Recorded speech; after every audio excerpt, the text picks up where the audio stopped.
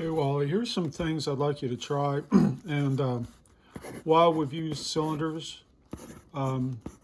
as a way to think of figures and so on, and it is very useful in some ways. So, I would like you to try something new, which I think will help with muscles. And that is when you do your mannequin, basically make it a simplified skeleton.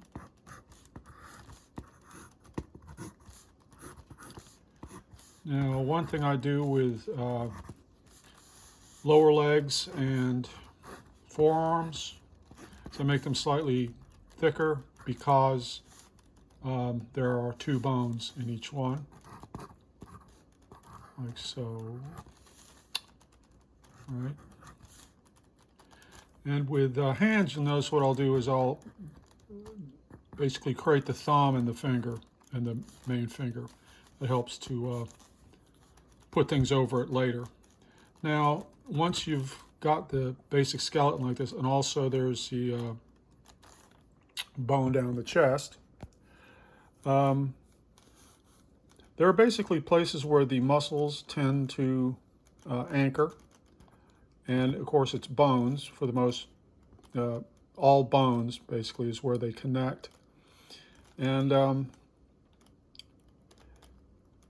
like I was saying with the neck muscles, when they go from the back of the skull to the pit of the sternum, right? You got two like that. Then you've got a kind of a second set. It goes like so. Then you've got the muscles from the back of the skull, which go to the shoulder blade. They're visible like so. Right? So that's a set of muscles that we talked about. Now, when it comes to muscles from the sternum, as it's called, and I don't always remember all these names off the top of my head because I don't really approach it that way. But the muscles from the sternum, how they connect to the arm, notice like from the center of the sternum to here, all right? Like so, and then wrapped around like this. Biceps, to the sternum, right?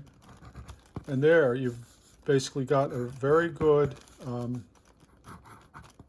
foundation here to, you don't, when you do your final drawing course, you don't have to put in all these details. But it certainly helps you to place everything and makes everything very solid. When it comes to the other muscle groups, we can get to those in a bit. But right now, I'd like you to focus on these muscles.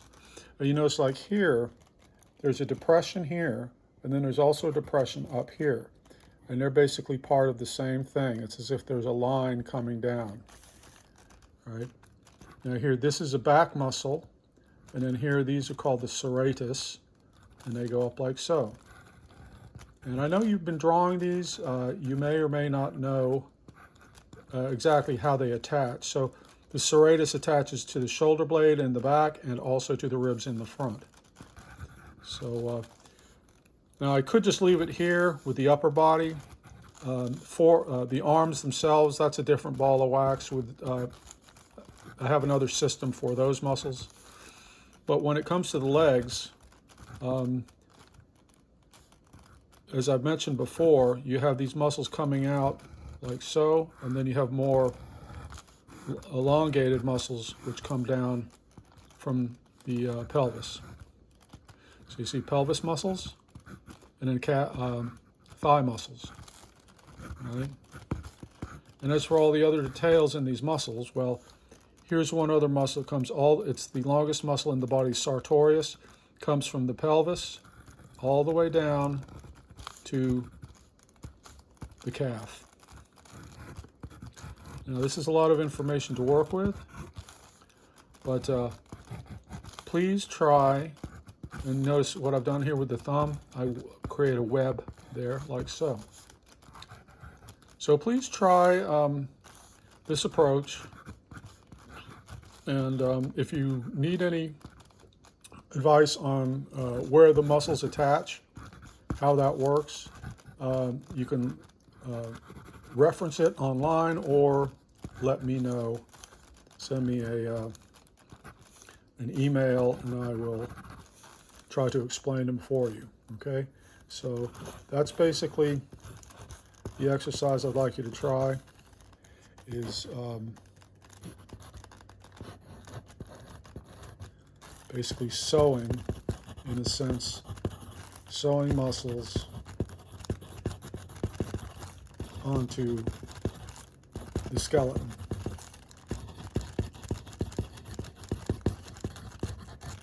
And what you'll find when you do this, like I said, it's not the cylinder approach, but it can certainly be used with the cylinder approach also.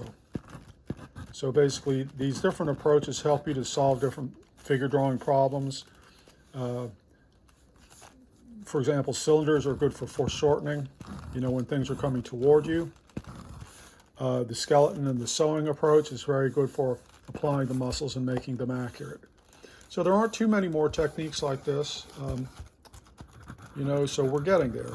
And I'll leave it there, okay?